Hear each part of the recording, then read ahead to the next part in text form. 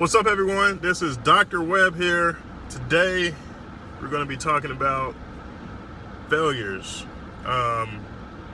Because in life, I always tell people this when I give talks, when I mentor students, when I go around to different schools, that failure is inevitable. It's going to happen, whether you like it or not. I experienced failures all throughout my life, beginning in middle school, high school, college, medical school, and even to this day. I'm constantly faced with failures of some sort. In college, I struggled on different courses. For example, organic chemistry was a very challenging course for me.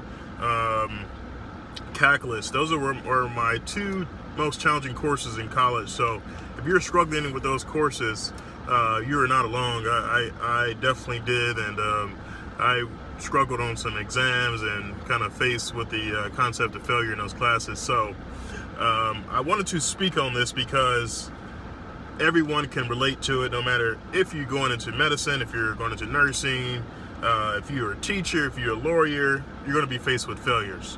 But what I think is most important is how you kind of react to these failures and how you respond to them.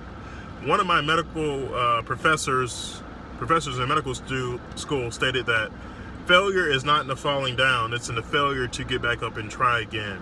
So there have been many people, very successful people, who have were failures at first, or tried doing something that they put their minds to and just came up short.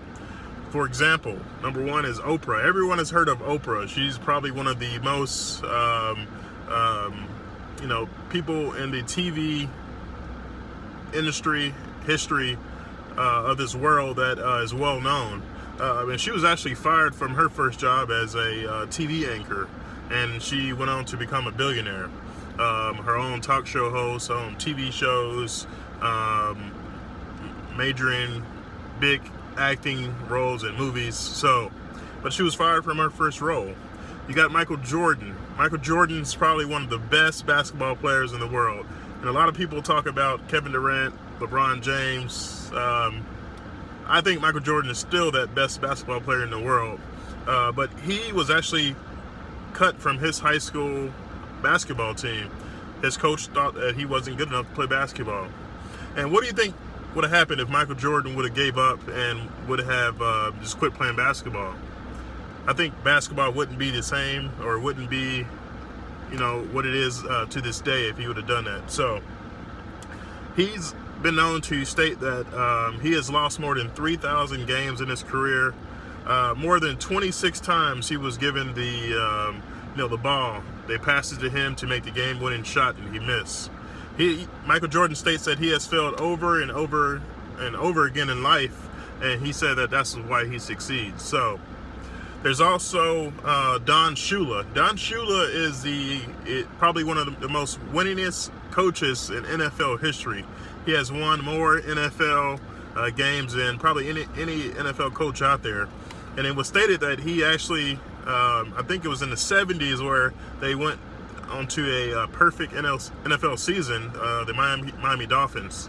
And one thing that Don Shula always talked about was the 24-hour rule, where if his team or his players, they experienced failure, he gave them 24 hours to kind of dwell on that. And after that, it was time to move on and try to better yourself. So that's how I kind of approach my failures that I'm dealing with on a daily basis, or going through in life. I try not to dwell on past 24 hours or kind of prolonged periods of time. But what I do is try to see what can I take away from this that I can use in the future. What about this particular situation is going to make me better? What can I do to improve?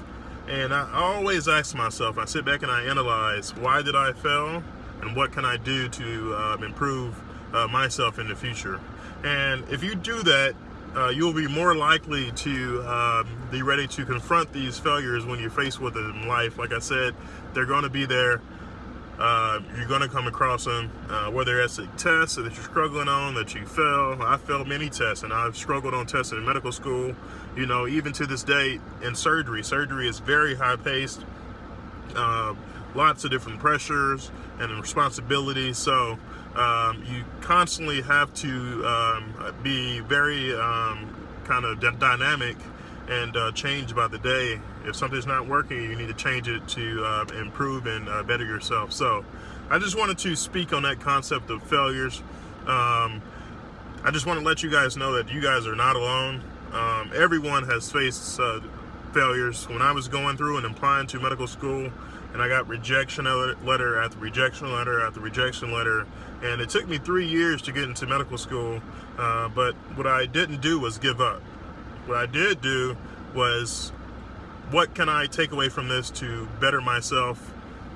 How can I use this situation to improve my application? What can I do to get into medical school? And I did that, and I got in, and I'm at the point where I'm at today. So never give up. If there's something that you want to do, I don't care what anybody says. I don't care if it takes you 7, 8, 9, 10, 11 times to reach that goal. You just need to analyze each particular time, and trust me, you'll get closer to that goal. If you analyze it the first time and you fail, analyze it the second time and you fail. You're going to make constant adjustments until you kind of master that and you reach your particular goal. So you guys can do it. I always tell students and people that I mentor, if I can do it, you can too. So this is Dr. Webb. Hit me up on my website, AntonioWebbMD.com, or email me at overcometheoddsbook@gmail.com. Please share this video with someone out there that they can, so they can be encouraged, and tell them to subscribe to my channel. I'm going to put my link up to my YouTube channel so you guys can be the first to receive weekly videos that I post. It's going to be right here. Catch you later.